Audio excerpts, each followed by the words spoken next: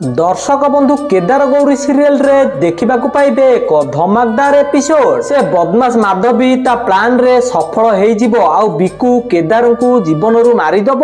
Kedar car रे आसुथिबा समय रे बिकु केदार को मारिबा को प्लान करी तांको कार को एक्सीडेंट करदब। तापर किछि लोक केदार को हॉस्पिटल को आनिथिबे आउ तापर हॉस्पिटल स्टाफ गौरी को पाखकू कॉल करिकि कहिबे केदार बाबू को एक्सीडेंट हो जाइछि। तापरे घरर सबु लोक हॉस्पिटल को आसीथिबे। तापरे बिकु हॉस्पिटल रे माधवी को कहबो दीदी जदि तांत्रिक बाबांको कथा सत हुए ताहले बिकु एमिति कहिले माधवींकर तांत्रिक बाबांको कथा मने पड़िबो।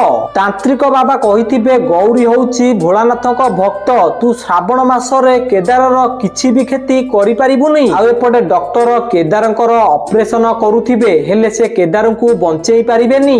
आउ बाहर आसिकी गौरी को कहिबे सॉरी आमे केदार बाबू को बंचेई पारिलु नाही।